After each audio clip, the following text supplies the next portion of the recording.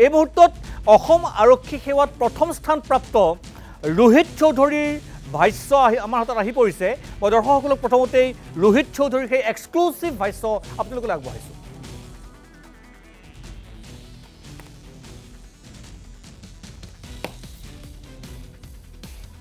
অনুভৱটো মানে মই আগৰ পৰা প্ৰিপাৰেশ্যনটো কৰি আছিলোঁ, মোৰ কনফিডেঞ্চ আছিলে প্ৰিপাৰেশ্যন কৰাৰ টাইমতে পৰাই যে মানে এটা কিবা ভাল পোষ্ট পাম বুলি।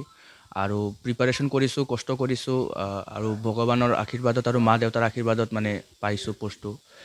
সেইটো মানে ভাল লাগিল আৰু বহুত পাইখিনি। অসমত ফাৰ্ষ্ট ৰেংক পাইছোঁ APSত, এইটো ভাল লাগিছে।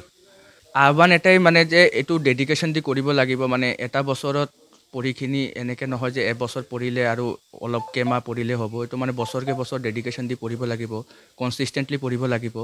আৰু মানে যিকেইটা মানে আছে পঢ়াৰ ছাবজেক্টকেইটা, এইবিলাক মানে কনচিষ্টেণ্টলি পঢ়ি ৰিভিজন কৰিব লাগে আৰু এটেম্পটো দিব লাগে ভালদৰে।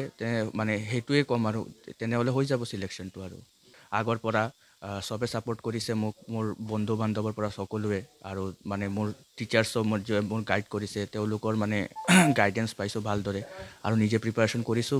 সেইটো কাৰণে মানে আজি এই পোষ্টটো পালোঁ। আৰু মোৰ মানে UPSCটো এইম আছে, ভৱিষ্যতত দিম মই, মানে আগত গৈখিনি চেষ্টাটো কৰিম UPSCৰ কাৰণেও, মানে তাৰ কাৰণে মই প্ৰিপাৰেশ্যনটো কৰি আছোঁ, সেইটোও মই দিম। আৰু ওজাই গৌৰৱ কৰি আহিছে, এইটোতো সঁচা ইমান আনন্দিত। মই আজি 3 দিন ধৰি বিছনাত আছিলোঁ।